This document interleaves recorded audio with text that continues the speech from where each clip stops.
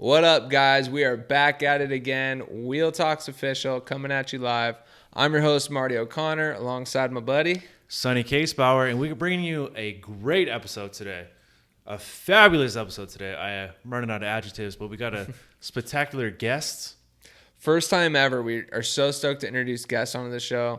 From the get-go, we wanted to showcase stories of people overcoming insurmountable challenges.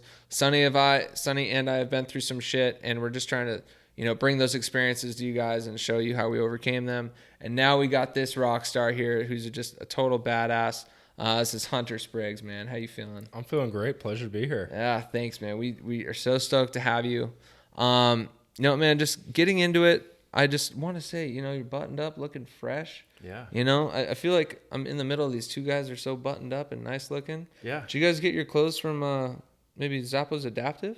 Possible, yeah. Because if you want to look fresh, and you want to put it on easy and look fresh at the same time, Zappos Adaptive, baby. It's your place to go. Yeah. Fresh shoes, zippers, make it easy. You know what's cool about them, too, is they're just doing this whole inclusion movement, and when we go through adversities and stuff, we always kind of feel like we're left out.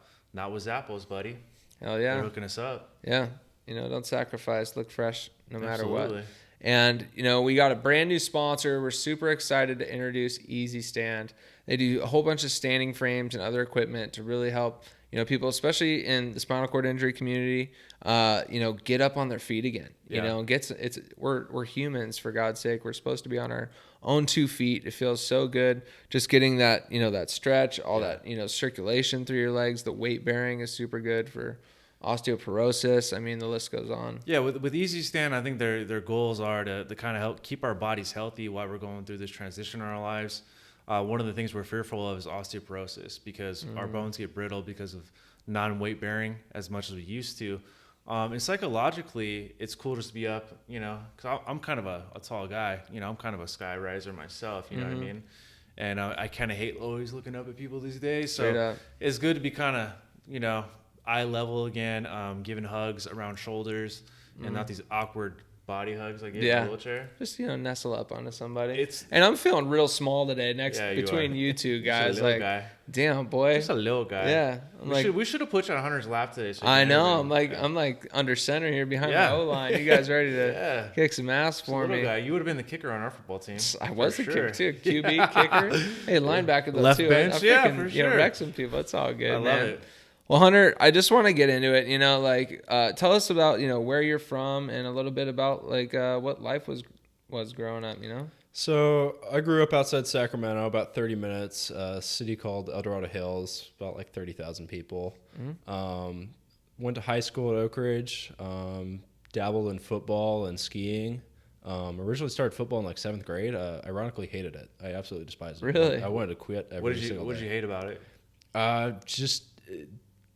I was not good at it. Let's put it that way. Let's put it very lightly. I was probably the worst person on that team. How big are you? What's your height right now? So right now I'm 6'3", 6'4", and 250 to 260. And were you a big kid growing up too?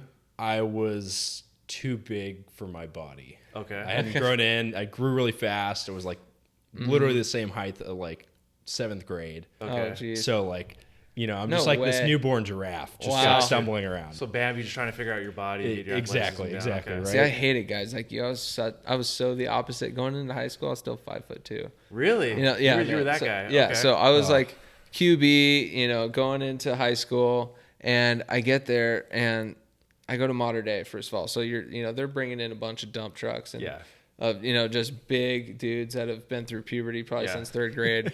And man, I get under center and they snap the ball, they stand up, I can't see shit anymore. So wow, that disappears. So you big guys, man, I was just like you actually. I was 6 foot in 8th grade. I swore I was gonna be 6'8". Oh yeah. So when I met a lot 6'1", 6'2", I was super disappointed. But luckily I kind of found my athleticism a little early. But I actually gravitated more towards basketball in the beginning. Football was kind of always the second love. I felt like I was kind of forced into it because we matured so fast. When did you kind of hit that point where you actually started liking football?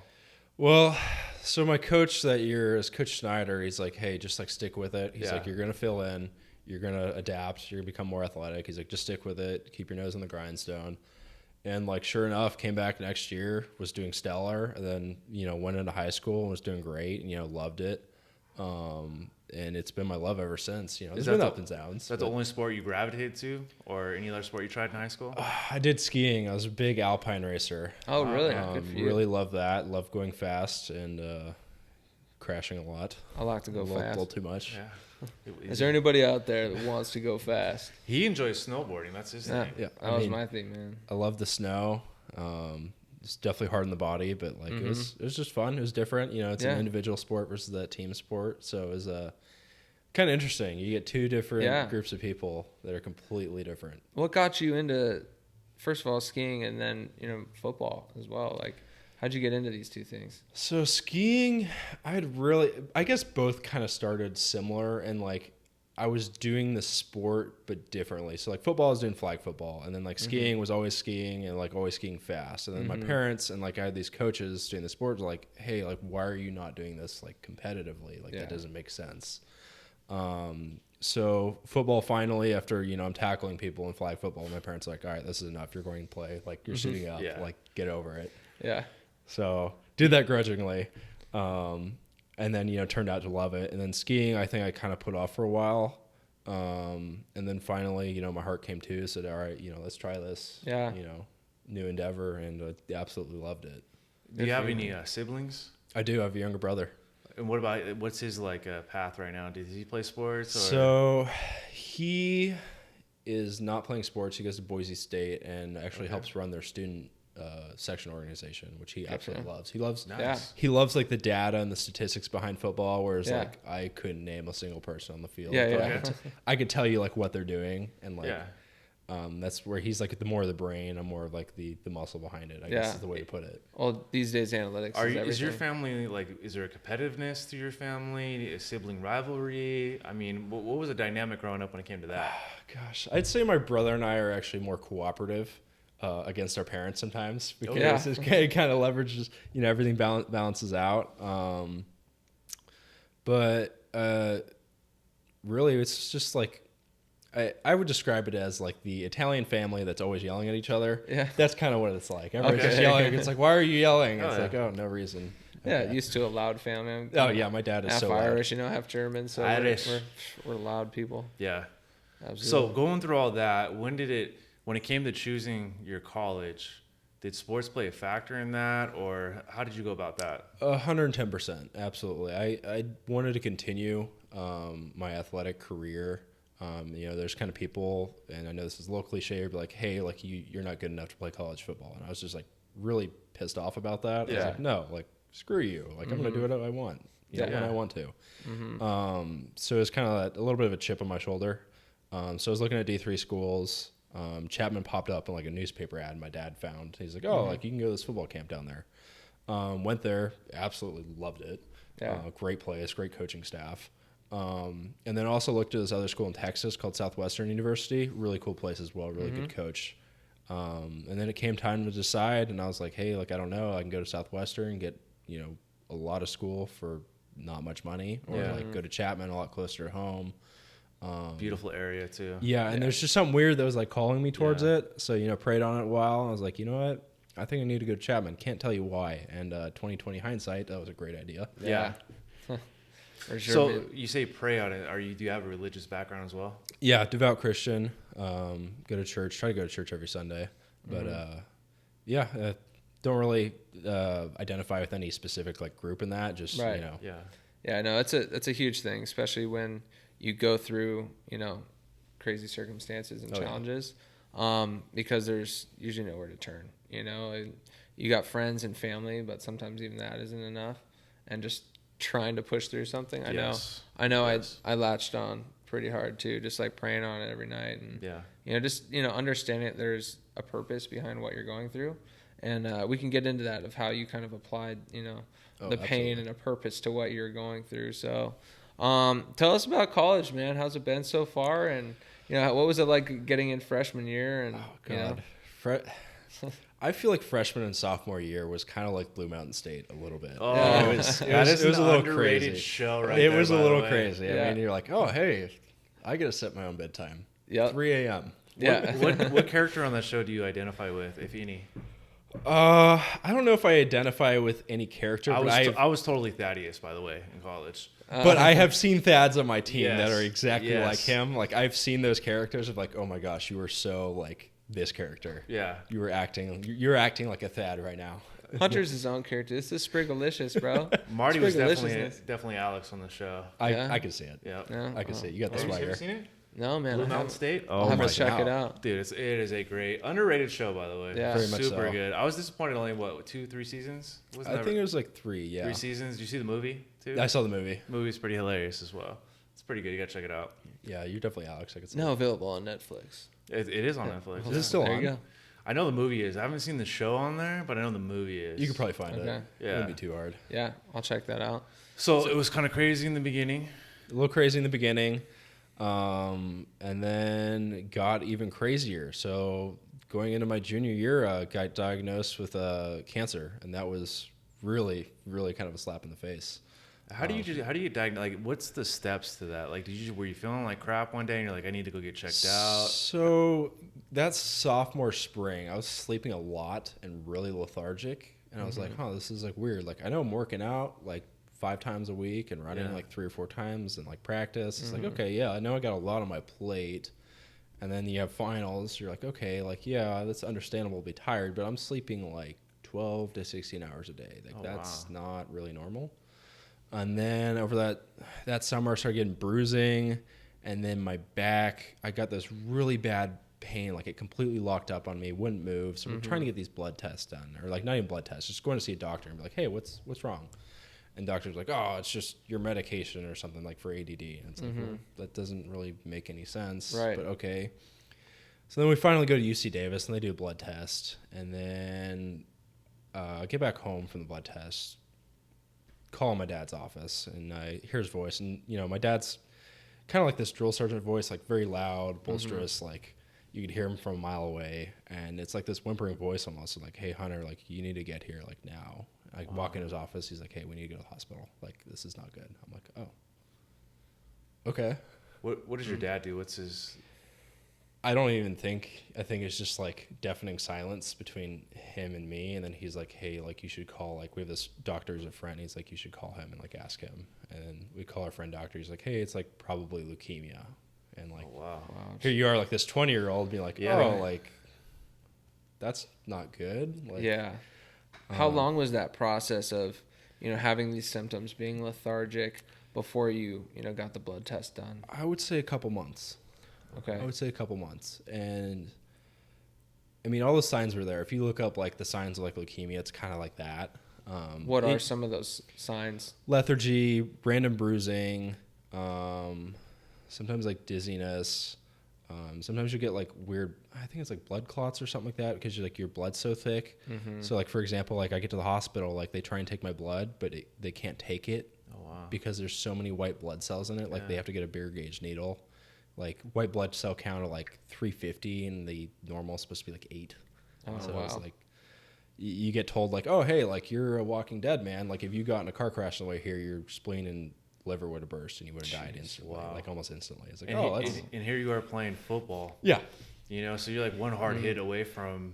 Exactly. And it's like you go from like the strong person in your family, like everyone's like, oh, like you're a tank, and then like, oh, here I am on a hospital bed being told like So what was your initial reaction to that? Like, did it take time to sink in, or I mean, it definitely did. It was definitely like it's this deafening silence of like people are talking to you, you're not hearing anything. It's just like trying to like process like, okay, like, do I die? Do I live? Like, do I get to determine what happens? Like, and I think I kind of just went through my head like, hey, like doesn't really matter what's gonna happen. Like, you're a warrior mindset. You need to draw your sword and fight however you need to fight. Like, yeah, they give you a percentage of survival rate, or so actually that doctor walked in. He's like, oh hey, you're gonna be fine. I was like, oh, that's cool. That's relieving. Yeah. Jeez.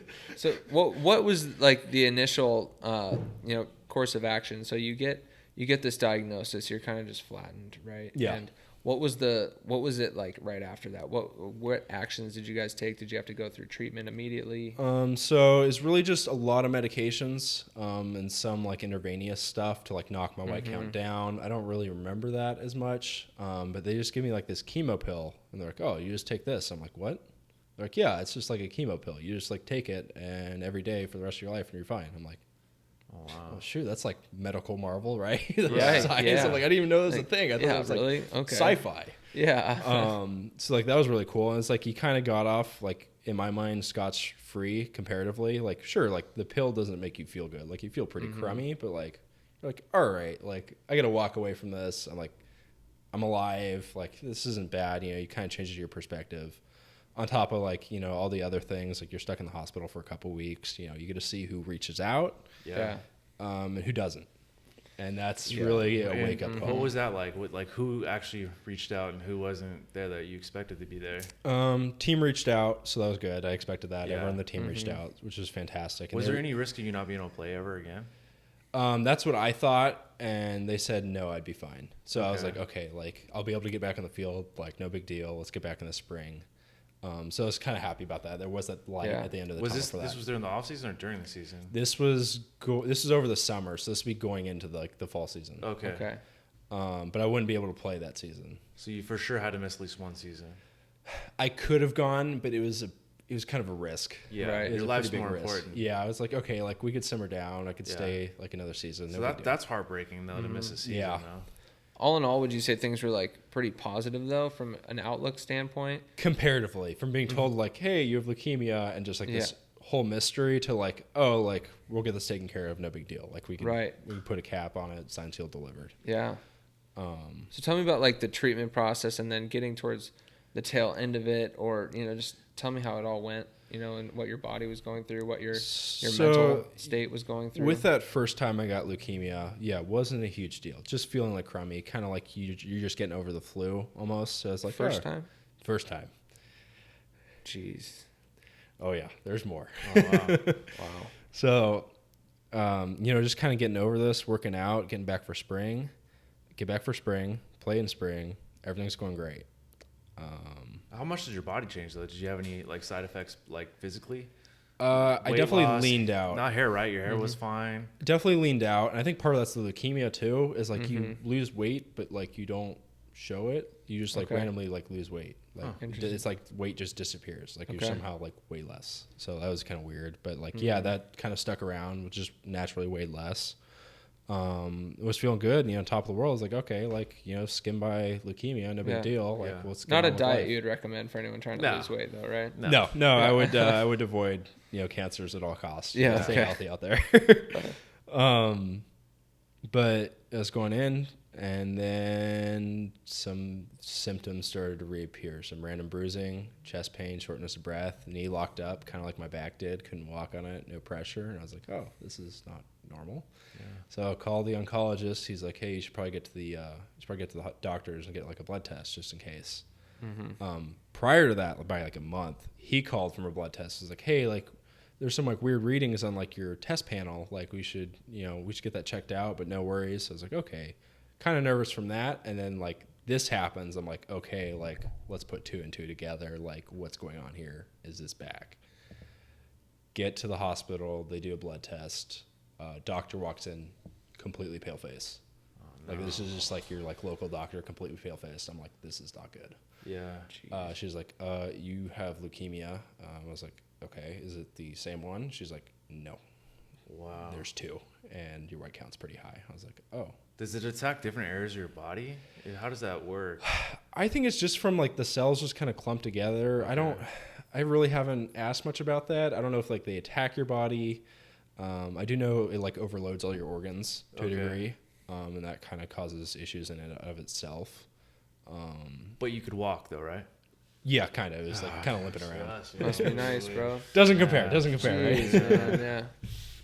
Cancer, this guy. This guy, like, Just making excuses. You should walk over here. Jeez, yeah. But then it was like a silence I had never heard. I was just like, has my luck run out? Am I just screwed here? But then it kind of goes back to that warrior mentality. It's like, okay, you know what? Like, maybe I will die. And I asked her, I was like, hey, what's like the survival rate? She's like, oh, like 24%. I was like, oh, Wow. Like, okay. That's, so she survives only 24%. yeah. So there's a 76% chance that you could wouldn't be here today. Yeah.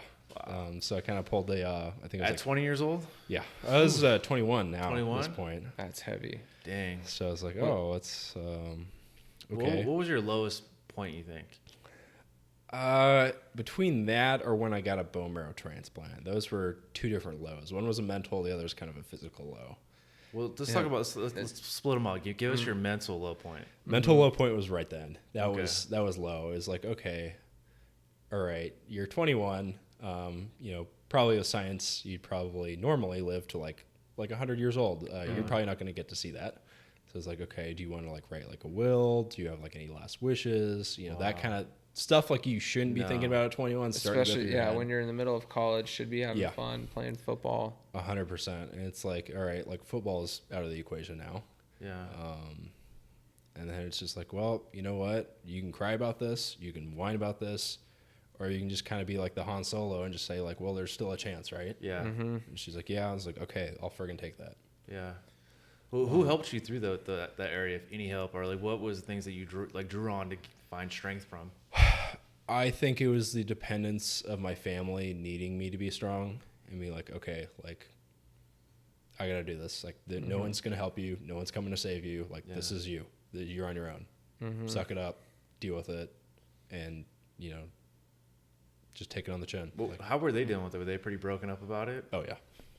I think they held it together when I was around them, but like you can definitely tell like there's so much stress in them that it's just like they were freaking out more. Like I told them, I was like, hey, you guys need to calm down because you're stressing me out right now. Yeah. That's not what I need right now. Yeah. I can relate because I know from, my situation, even it's, it does affect the people around you. The people that love you, like really are hurt by this as well. Mm-hmm. And you so badly want to be strong for them, just for the energy in the room, for your own energy, you feel like you have to, put it out there so that everyone can kind of, magnetize to that. It's like when it shouldn't be your responsibility, I think it shows a good man that you want to be that for everyone. And because when you're in a tough spot like that, being strong is seemingly impossible. Was there anything that like helped you maintain a positive attitude or find, positivity in those dark times? Dark humor, 100%. Yeah. Oh my God, I joke about my situation all the time. Yeah. Okay. It's like, oh, hey, do you hear like PG&E came out with like a new light? And they're like, what? What are you talking about? I was like, yeah, they're just going to use me. I'm going to glow in the dark anyways. Oh my God, yeah.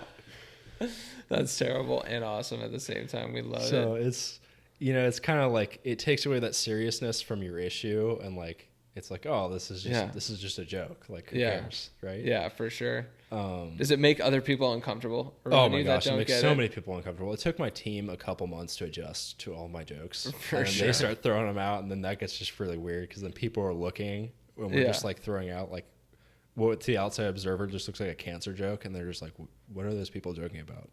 Yeah. It's like, no, I want this. When you went through all your treatment, you stayed at Chapman? So I was up in Sacramento when this happened. So I was at UC Davis Medical Center for a couple months. So they did a bunch of rounds of chemo. Usually that involves me staying in the hospital for different cycles. Like usually like you do like a 2 to 1 month cycle in the hospital, inpatient, and then you'll do an outpatient cycle for like 1 week. What does that feel like? They just put like an IV and you sit in one of those chairs.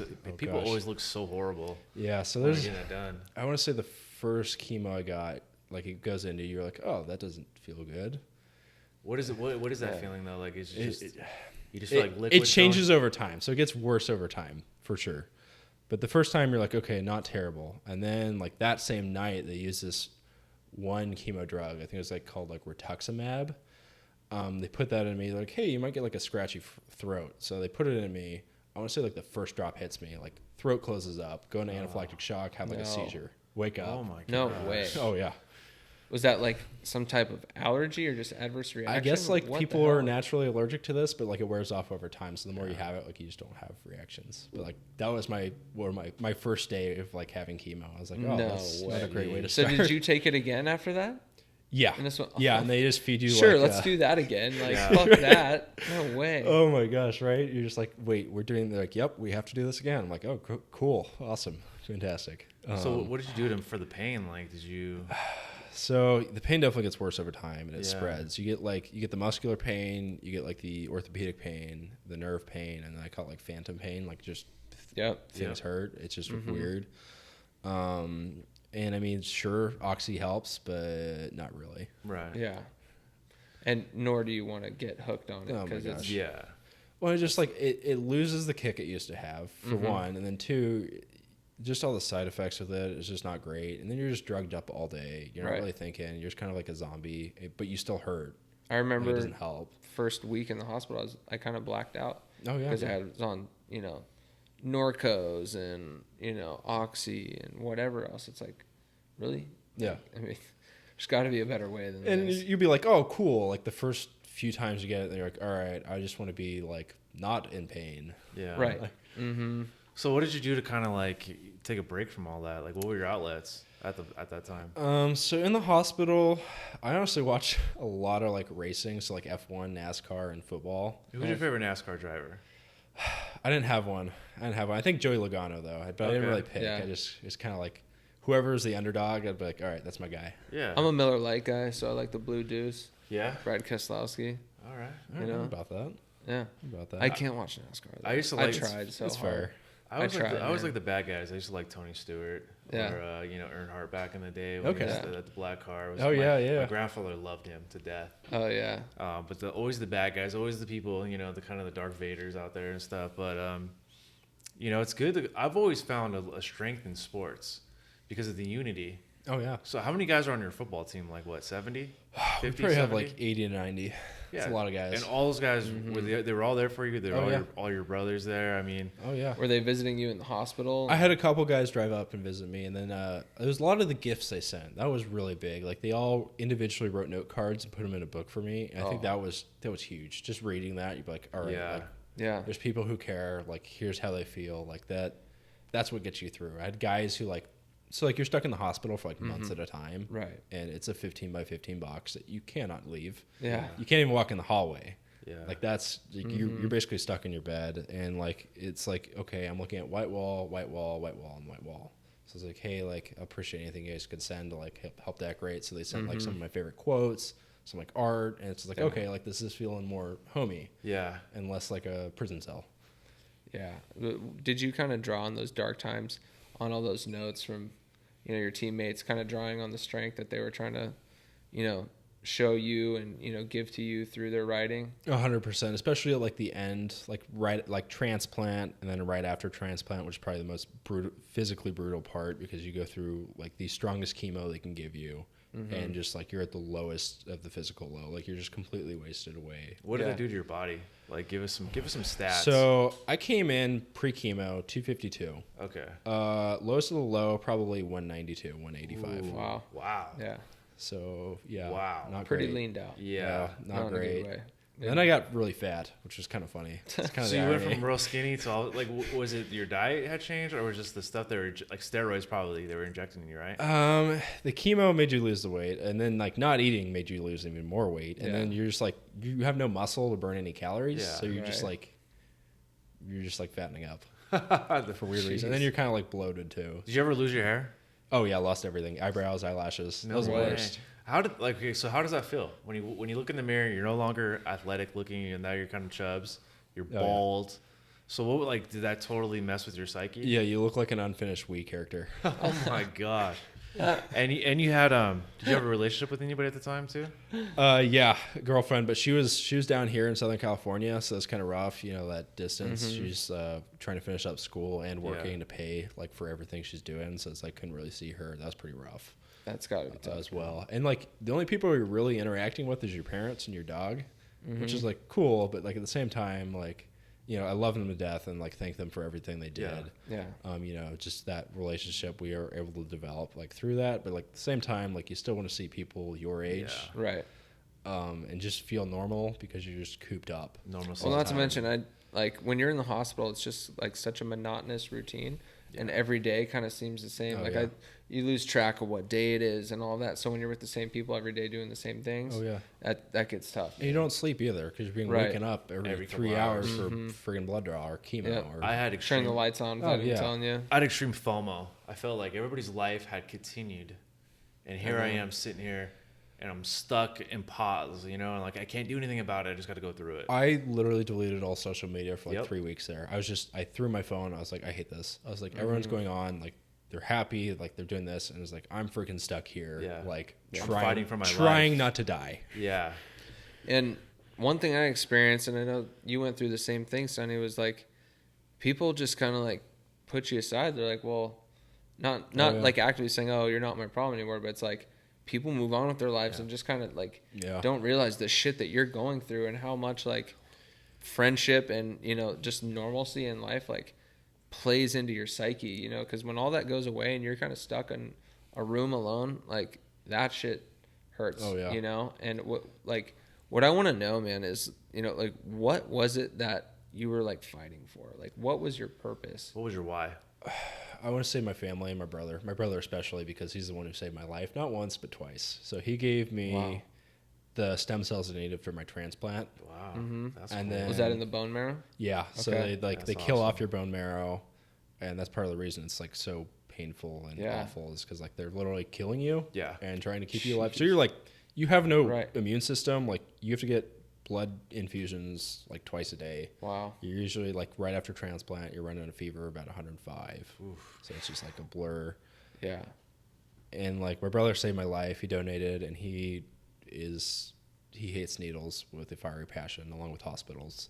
So like that was a big thing for him to like donate and save my life. I bet he brings that up all the time now, though, right? He just for Christmas, hey, bro, I gave you a bone marrow, dude. Like all you got give me was this socks. Where's the new iPad at? And the worst part is he did do that this Christmas. I bet. My brother would. He keeps a list. He thinks he's the best gift giver ever. So whenever I don't match his gift, I always hear about it. And the worst part is like now that my body is his, he'll just make fun of me all the time. He'll be like, "Oh, I am you. You are me." It's like we're the same person. Hunter, I'm inside you. What is the age gap between you guys, anyways? 3 years. Oh, so you guys are pretty close. Okay. Then. Yeah. You guys went to high school together. Mm-hmm. You guys went through a lot of the same things together. A lot of fun. That's pretty awesome. So man, you're at this, you know, kind of low point physically, mentally. You're going through it, man. What was the turning point, you know, or you know, what was the next phase of where you were at? So right after I started coming more to, after like the, you know, running those high fevers is like, okay, like next step, like recovery. And there's that first step of recovery. It's like, all right, let's get out of the hospital like as soon as possible and doing anything to do that. And then you get out of the hospital and it's all right, where next? Like, what do I do next? Yeah. Well, yeah, it's like obviously like survive and like make sure like the transplant is not rejected, but it's also like, all right, like I need to like, where am I going from here? And I think it was like, all right, like just try working out. Yeah. You know? So it was like, I think it was like 2 months before I could work out again. I had to get my chest port taken out. It was a huge risk because I still had no immune system, and like gyms are not the most clean places. No. But Hey, when you first got out of the hospital, like, did you experience that thing where it's like, this is what the light of day feels like again? oh like, my gosh, it's like you almost feel like a vampire. You do. You forget crazy, what right? life is like outside of your room. And it's just like just sitting in the car was like, wow, this is nice. Yeah. You're like, wow, Hospitals Like, are typically talk so about cold. taking life for granted. You don't like when you appreciate just sitting in a car. Oh, yeah. Or just being outside, breathing fresh air. It's oh my gosh, an unbelievable thing. Like people don't understand. and just like little things, like you're sitting in the car watching everything go by, and it like trips you out because you're not used to seeing like movement. You're just like, what the? Yeah. Whoa. Or being moved around again. Oh, like yeah. for me, like, well, when we got her, we couldn't move. So you get in the car again, like take any turn. I'm like, whoa, like falling over Jello. so easy. It's like, what the hell, man? This is crazy. So when did you actually get a chance to start working out again, though? Because that was big for us. It was the rehab part. It started not only to help us physically, but emotionally. We felt like we were on the track of getting better again. I mean, I was doing walks, but like those walks were like 100 yards. Yeah. Because that's always you're like capable of. But you know, it's nice to get outside and just be at home. But like getting in like the gym, even though you're like using the bar and like that's a struggle, is like, okay, this is nice. I feel somewhat normal, even though I have to like Clorox everything I touch and wear a mask and like. Right. And you're starting from scratch. Oh yeah, you are starting from All absolute your gains, zero. everything's gone Like, at this point. You barely have like enough muscle to like sit up. Yeah. Like, so it's like, all right, like, just driving here is tiring. Yeah. So it's like. Did you have any workout buddies? Did you have anybody you could work out with? Were you solo on this mission when it came to training again? So I'd actually credit this man with helping me build the person I was to be able to get through this. His name was Vince Minnie. He ran like this gym. It used to be invite only. So it was like very serious and like show up 4 a.m, work out. And like he instilled like this mental discipline in me. And like, of course I asked him, I was like, hey, like, can you help me at least like get back on my feet? He's like, hands down, let's do it. How did you connect with that guy? How did that come about? So he was training some of the kids at the high school, and then we heard about him. My dad thought it'd be good for me, help build me as like a man. And I thank God for helping, for having him, push me to do that.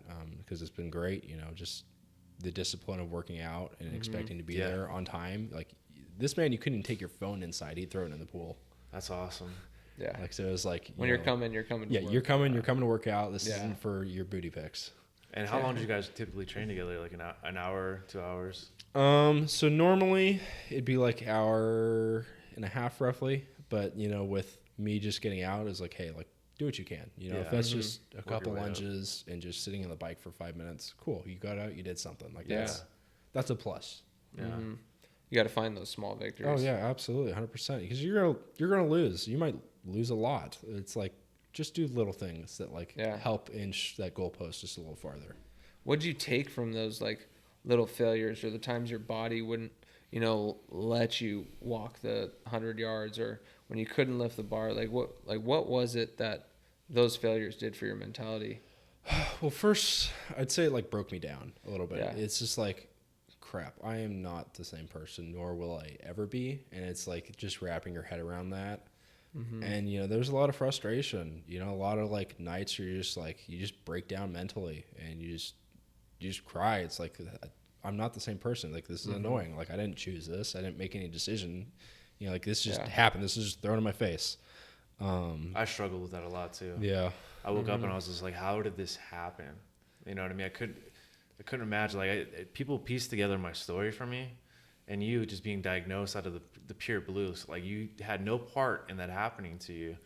So, like, mentally, that had to be hard. Oh, you know, because you start to think about, like, was I a bad person? Did I deserve this in some way or another? Oh, you know, it's like you kind of start reasoning, right? Yeah, and you say, like, oh, was it something, like, was it, like that? Is it because I'm a bad person? Or, like, did I do something, like, was I around, like, a chemical or something that, like, helped cause this? Like, could I have prevented this? And it's just like, well, who cares? Yeah. Does it really matter, or is it like where you go from here? Yeah. And I was setting myself kind of on that track for like success, or at least just recovery.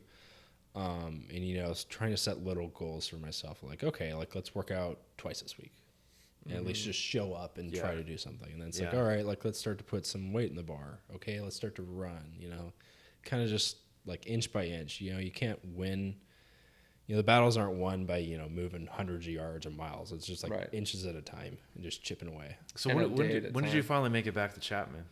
Oh God, the story isn't over yet. So I actually, there's more to this. Oh gosh. So I was trying to go back to school, right? Really pushing, doctors were like, hey, like, there's like measles and stuff. Like kids are like disgusting. I'm like, yeah, but like I want to go down to school and like, just do school and like be a normal college kid. Yeah.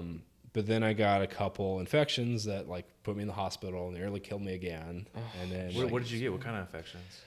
I can't even remember what they're called, but one of them, like, you can't treat it with antibiotics, but like everyone has it, but like it just was eating at all my muscle and wasted away everything I. It's like a MRSA type thing. No, it's something really common. I'll look it up for you. I'll get the name. Were you you were were you healing up? Were you at a good spot, and then all of a sudden you had another setback? Just like boom, knocked right back. It's like, what on earth? Are you kidding me? And then my white count tanked.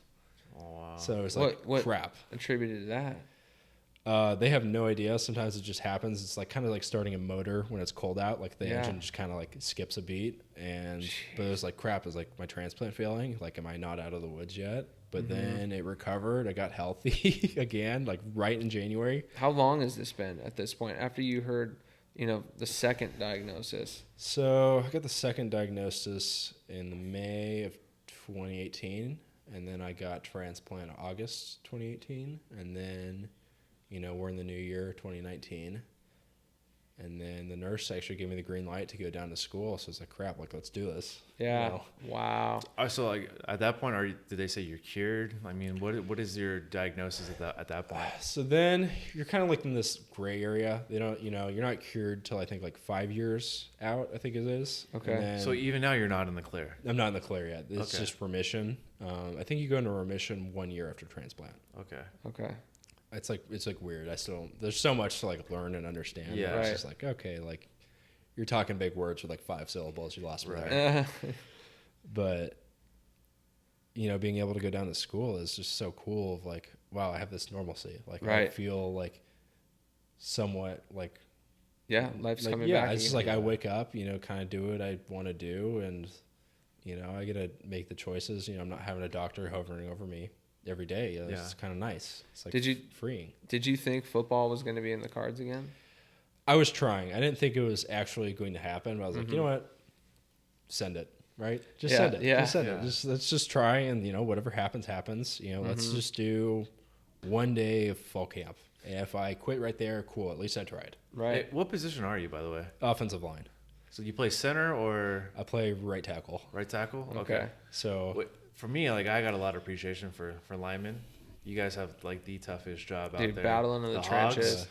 They don't get the love as the skills guys. hogs all day. I played a tight end in high school, and just the hogs though. You guys every play, you never get a break. Oh yeah. Other positions you can kind of lollygag here and there. But with offensive line, you're always hand-to-hand combat. You're always pushing. It's a tough position to play. You can never do good. You can only mess up. Yeah, pretty much. You never get the glory. That's why I always love to see in the NFL or college when they get to score a touchdown on a trick play. Hell yeah. Oh, it's great. That's amazing. So yeah, dude. Quentin Nelson from the Colts. Yeah, dude, he scores keg stand. Dude, doing the keg stand. Yes. Dude, if we can pull That's that up awesome. on the green screen, it'd be Yeah, sick. it's so And hilarious. it got called back right after that. Yeah. Still, Which is terrible, but One of still, the best yeah. celebrations ever. Dude, I love celebrating the O-line, man. Just some good butt my slaps gosh. on those hogs. 100%. Booties, are you kidding me? Not only that, it's a tight group though.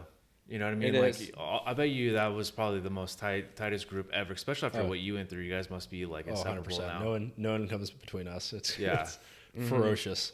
Yeah. When you go to battle like that, and go through times when you're broken down physically in football, and then, when you're going through leukemia, physically, emotionally, mentally, all those things, and you got your boys there. That's a bond. What kind of how did that bond with those guys specifically play into the recovery process and getting acclimated to school again? I think the greatest part was they weren't afraid to throw the jokes out about the cancer. It's no one's I'm not a bubble boy. Right. No one's, people are oh, you have cancer, and then they get really weird. Yeah. And can I touch you? Or they're oh, so should we put you in a hazmat suit because you're radioactive now? Yeah. It's this is good. I'm normal. right. Yeah. we gotta make fun of myself now. So it's I'm not off limits. So that was really nice. And it just goes back to that normalcy. It gives me some control over my situation of okay, this is, I feel normal. Things are going back to somewhat the way they used to be, as close as they could be. So how was your body reacting? You wanted to get a day in fall camp, and then you go through it. Tell us about from that point forward. Fall camp was brutal. The season was brutal, but fall camp was brutal. But it was I had nothing to lose. So I was all right, we're just gonna go 100% every play. And if I want to say the last day of camp, I passed out 3 times. Oh, wow. Just sending. I was you know what, I'm willing to put every single ounce of energy I have out here just into playing. Screw it, whatever. What's the worst that could happen, right? Did you have any adversity or any kind of the training staff or anybody try to talk you out of it or say, hey, you know what, this isn't a good idea? My oncologist was hey, this isn't a good idea. And I was I know, but this isn't for me. This is for I instilled this new motive and goals. All right, there's people going through cancer who are being told right now that they can never play a sport again. It's all right, I'm doing this for them. Screw it. Hey, I'm going to make some groundbreaking achievements, and I want these kids follow suit and know that they can do whatever they want, that they're, just for anyone even. It's the only person who's stopping you is you. The biggest hurdle people have in their lives is not others or exterior factors. It's their own mentality and attitude. Absolutely. Right. You make Preach. It's not the cards that you're dealt. It's how you play them. Right. You're absolutely. So it's kind of just like doing that for them. It's like, hey, like, I'm going to try my best. Like, I make no promises, but like, you know, no one's going to take away my effort that I put down from me.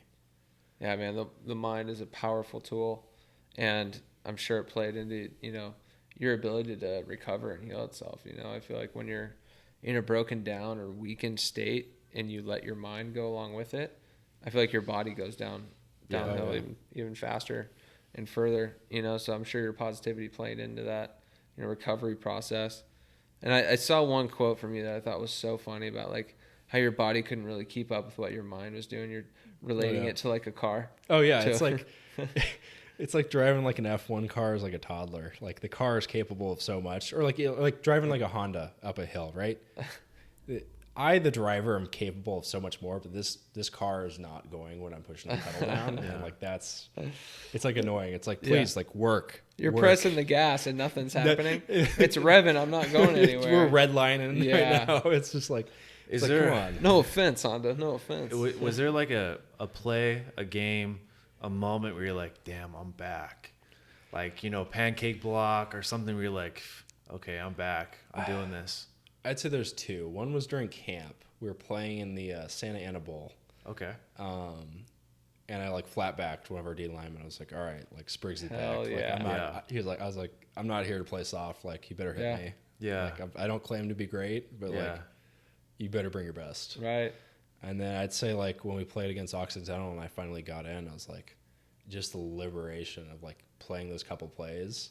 Not during the plays. During the plays, it was just like our quarterback was talking smack to these D linemen. It was hilarious. I could definitely not a PC story, not safe for work, but oh my gosh, our quarterback was just talking trash to these linebackers and D linemen. I was like, good. I was like, what? I was like, I'm not used to this. I figured it'd be one of us, not you. But it was just hilarious. Couple drives, you know, we scored on one. It was a lot of fun just to like be back and like playing against like an opponent. Was it hard not to just like daydream a bit, like because it's such a surreal opportunity to be back on the field again? Where you're like, holy shit, I was in the hospital and broken down, and like, was it hard to like maintain concentration, remember the plays and all that? I can imagine it was a big moment. I think it was like after more so. It was like I still have not wrapped my head around it. It's just kind of like, oh, that didn't really happen. Like that's just far away land, you know. Mm-hmm. But it was surreal, just being like, hey, like I worked so hard for this and didn't actually think it was gonna happen. I just tried, and then like it happened. You're like, oh, that's weird. That actually, I just kind of like, it's just like a shot in the dark. Hey, let's just try this and see what happens, see what sticks. And just suiting up must have been, my gosh, so gratifying. Just pinch yourself, I was like, just putting on the socks, the pants, tying your shoulder cleats pads. up, dude, strapping the lid on. Are you kidding me? That would be a crazy feeling. Not even like complacent. It's just like I enjoy this, and like I could be okay, like if I never step foot on that field. Yeah, it's like just being here. It's like nice. Good for you, man. That's amazing. So, tell me, I think you were nominated for an award, the Mayo Clinic Award. Mayo Clinic Award, got a honorable mention. Really cool. It was just really nice to just spread the word to kind of like what I've been trying to do, and you know, educating people like about like bone marrow transplants. Like, hey, like anyone can do it. It's just all you have to do is just sign up, and like you could save someone's life. It's like a 4-hour thing, and you're out, and you've given someone like 20, 50 more years of their life. Like, wow. Yeah. Now the Chapman Football team, they do some fundraising for that, don't they? Yeah. Ironically, I run the Be the Match program at school, so it was very ironic that I had to undergo a bone marrow was transplant. this before? Oh, this was before, yeah. No shit. What are the chances, That's man? crazy. I was like, this is ironic. So what is that program about? Like, explain the program a little bit. So we basically sign people up. And what's it called? It's called Be the Match. Okay. Be the Match, okay. It's basically like you just do like a cheek swab, right? And it's just to get your DNA, and this isn't like 23andMe. This is more so like So it's like a cancer dating service. Be the match. I wish. Yeah. I mean, I've tried every dating service. Maybe that's the next one I try. I don't have much luck with cancers. I might try with Virgos. Yeah. Okay, there you go. Yeah. Oh, we got See it. what he did there? Yeah, You this let guy's you good. This dirty guy's good. dog. He's on the right show for Yeah. sure. Oh, absolutely, for sure. 100%. Oh, that's fucking funny. All right, so be the match. You guys, collect signatures. Tell us about it. So they just do like a cheek swab, and it's just for your cells. So like everyone has like their own genetic makeup, and like you can't. It's not like blood where it's like, oh, there's just a few types you can donate to anyone. Like it's like a lot more specific. So like when you need a bone marrow transplant, they take your DNA, put it into like a registry, and like compare it. Like, hey, is there anyone out there has like similar DNA to you? Are they a good match? Because it's kind of like similar to like liver, kidney. Like you need someone who's like a very close match to be able to donate. Yeah. And sometimes that process can take like 6-8 months, even more, because you can't find a donor. So it's like, hey, like the quicker you can speed that process up, like the better their lives will be, their outcomes will be. And it's just saving lives. It's like it's not like you're donating like an organ out of your body where you're still alive. It's like, oh, this is literally like they put a needle in your pelvis where you're knocked out. You wake up and honestly, you're maybe just a little sore. Yeah. Really? Like, it's really not there aren't that any bad. side effects that people like deal with. Like, tell me a little bit about like what your brother felt like, after providing you with the transplant. And He was sore for a few days. That was it. Wow. I mean, for something that makes such a huge difference. Oh yeah. To undergo such a small minor thing. It's not like you're in undergoing comparison. like open heart surgery. Like this is like literally they just put a needle in you and like take out stem cells, filter out stem cells. That's unbelievable. How do you think your life has changed from this experience? Like you've obviously got a lot more attention from different outlets now. Yeah. All good attention though. Oh yeah. But like, overall, how do you feel like it's totally changed the course of your life? Definitely for better. Some places I'd say just a little worse, but that's more like within my control. Yeah. Just like attitude things. Sometimes you just get like angry at your situation because it's like, oh, like I'm still like not normal, but like you'll get this taste of normal and then it kind of gets taken away. Yeah. And like that'll be agitating, It's natural. Yeah. Of course, there's always post-traumatic stress. Like that's always there.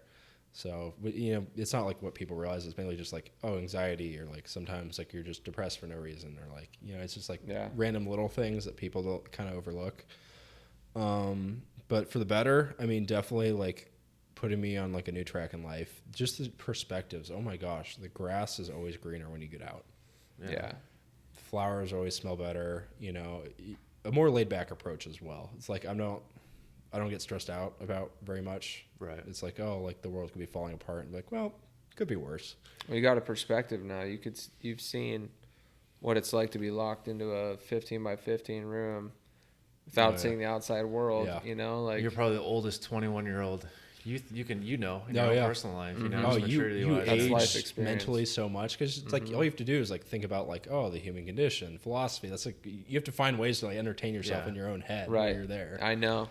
We're stubborn. We're stubborn absolutely. men. It's like the only way that I grew up was getting knocked on my ass and put in this chair. But you get back up every time. Like Do you have any heroes out there? Is there anybody you idolize or anybody that you look up to? There's one kid, and he plays for Minnesota. You might have heard his story. He had cancer a couple times, like 4 or 5 times. I don't know if he's so much a role model as much as like a nod of the head, like, hey, like I have a lot of respect for you. Yeah. Like I'm watching what you're doing. His name's like Casey O'Brien. Okay. Real cool kid. Talking about the Minnesota Badgers, college football, or Vikings? College football. Okay. Gophers. Badger. I don't know. Wisconsin. Badgers, right? My bad. So definitely him. I've been asked this. Like, I don't know. It's more just like looking to like other people and like taking good traits from them and less like just complete like, I don't know. That's a really kind of a tough question, and especially nowadays because we get to see so much of people we idolize. Before we saw clips, we hear little interviews, but now we get so much more in depth with them as who they are. I always find at certain points in my life, there's always somebody I can relate to. Yeah. Or there's somebody I draw from. You know what I mean? And like I have a certain phase, and people always give me like I always have a crush on certain guys at certain moments, and kind of rides out, and it's kind of over. Yeah, it's that. Crush, But I draw strength from them. Like when I'm going through a tough time, it's kind of weird to do this, but I like what would this person do if they were in my shoes right now? If I can't find the strength to get through it on my own, is that something you do, or do you read from the Bible? I mean, there's got to be a go-to for There was 3 different things. One was the book of Job. Okay. In the book of Job, just because like so much happened to him, I was like, all right, I can compare to that. Like there was one point where I couldn't talk, one point I couldn't see, like like it's just one thing after another. I was like, all right, I can relate. So like that was a big portion. And then there's 2 different quotes. One was by MLK, the other by Mike Tyson. Mike Tyson, of course, everyone has a plan to get punched in the mouth. Yep. That's just what I tell other people. Like, well, like you're not like super planning on life. I'm like, yeah, because like things happen. Like, adapt or fall back. And then like MLK's was like, if you can't fly, run. If you can't run, walk. If you can't walk, crawl. But whatever you do, don't stop moving forward. Yeah, and I was kind of like, all right, whatever I do today, if I can't get out of bed, at least do like 5 push-ups or something. Like just get up, make your bed in the morning. Like do something productive. Yeah, something that's within your control. Yeah, control something. Like if you can't control your environment or your situation, control your attitude towards that. Absolutely. That's huge, man. Yeah, that's powerful. What would you say is like your attitude? If you had to define your attitude like in a sentence, is there like a motto that you live by? Adaptable and resilient. So like always be ready to like things are always changing. So be like ready to like change at a moment's notice, and then like just be resilient, be gritty. Yeah. Be tough. Being tough isn't being stupid. It's not being like like super macho man. It's just like just be tough. Like there's strength and vulnerability. Yeah, there is. You know what I mean? Your story is very vulnerable. Yeah. There's a lot of layers there, and the fact that you can speak on it shows a lot about who you are. But I think as guys, especially football players, right? Yeah. I'll be tough, rub dirt on it. So it's good to have this emotional side as well, Oh, I broke down to my girlfriend once. I was like, I think it was like over last summer. I just like had a complete emotional breakdown. She's a little off put by it because I'd always been like, like rock hard, like no emotion, like, hey, let's do this. And then I just broke down. I was like, hey, like I'm tired of like pretending I'm fine when I'm definitely not fine. Yeah, I think strong is definitely being able to, voice those insecurities, voice the things that you're going through. Just being stubborn, and when it's a defense mechanism. You don't want other people to think, less of you for things you're going through. You don't want to project negativity on anybody, but there's something that is therapeutic about getting things off your chest, and there's something that's necessary about bouncing these feelings off of somebody that either has a non-biased opinion or someone that loves you and will offer a different perspective or just some uplifting advice, man. Because I know for me, I just resisted so long, just the dark shit that I had in my mind, and especially after I got hurt, all that was amplified and just got worse and worse. And I mean, I just hated myself, and I just wouldn't open up about things that before I got hurt just contributed to like this big dark place that I snowballed.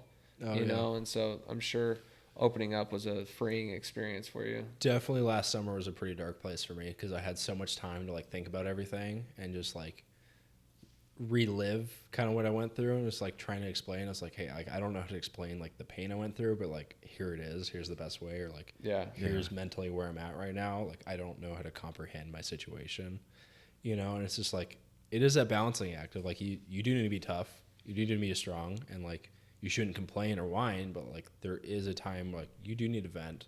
Like otherwise it's just volcanoes. It just builds up and then it blows up in your face. If you could give any advice to somebody who's in your similar position, what would you tell them? That's a tough one. Honestly, you got to be the strength of your family, and you need to be resilient. And like if you have to push away emotions for now and then deal with that later, like do what you need to do, but like there is a light at the end of the tunnel. So like just remember that and keep grinding. But I think the biggest thing I'd do is like take control of your situation. Yeah. If that means, kind of going back, like if that means, there's an admiral who wrote about this, like make your own bed. It's like, I live by that. It was like, get up. I wasn't really making the bed, the nurse was, but it was like, I went and go shower, which like, is a really huge thing. Like, you guys laugh at me for this, but like I needed to be like basically carried like into the shower because I didn't have enough like strength to stand up. I needed help getting out of bed, sometimes you need someone to wipe your own ass, right? Oh, yes. Hey. Or a day. Yeah, that happens, at least once or twice a day for me these days. So, And it's a humbling experience. It is. It's just like, okay, like when people are trying to help you, accept their help. Yeah. Like don't turn down help. It's that was a hard thing for me. Yeah. You know? Still a hard thing for me, actually.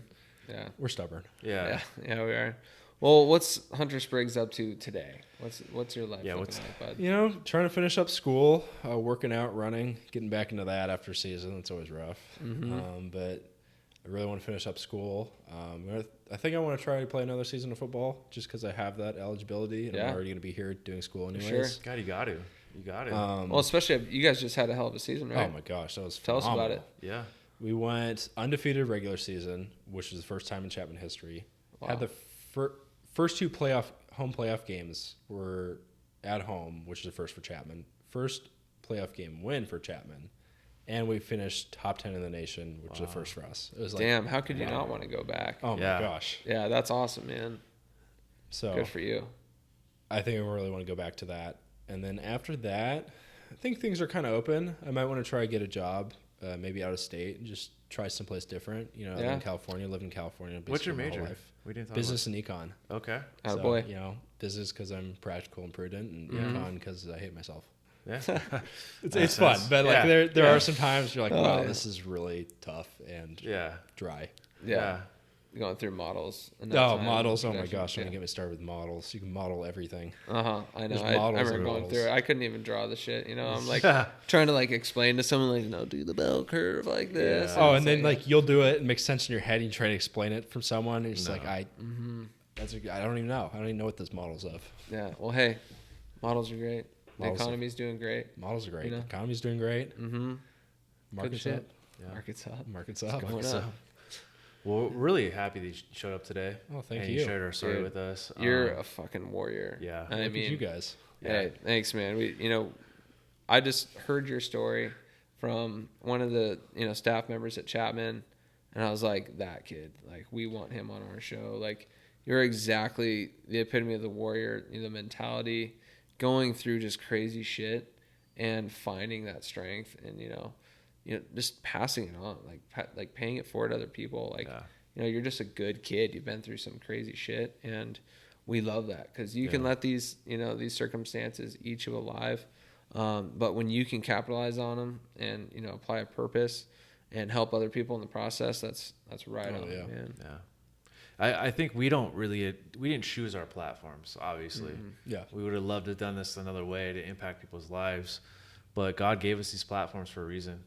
And to see you have a similar attitude as we do. Mm-hmm. This isn't going to define us. It's just part of our story now. And we want to encourage you to keep sharing your story. Oh, absolutely. Because there's going to be somebody listening tonight that's going to think in their heart, I needed to hear this. Somebody had what I have, and they've gotten through it. Not only did they get through it, they excelled. They got back on the field. They're kicking life's ass. And, we're just glad to be part of the journey. You just reminded me of something I always told myself. It's like, I don't want to survive the situation. I don't want to be a cancer survivor. I see too many people who just survive the situation, thrive through your situation. Yeah. It's like, be a champion of your situation. Like, walk around, do whatever you can. Like, you become the victor. You control everything. Yep. Don't be the victim, be the victor. Absolutely. Love that. I love champion too. I'm gonna start calling you champ from now on. Champ? Champ. What up, champ? Champs, eh? Man, he's a champ. Champs, yeah. Yeah, man. Well, that's epic advice, man. We love that. And for anyone out there going through it, if you're feeling buried right now, just think that you might just be planted, and you're ready to bloom into something beautiful. Hell yeah. As beautiful as you guys. It was. So hot. Look at you. I Love it. Well, you know what, guys? We really appreciate your time today. Stoked to have guests on this year. It's 2020. Yes. Feeling good about it. So come join us next week. We'll see you then. Thanks, guys.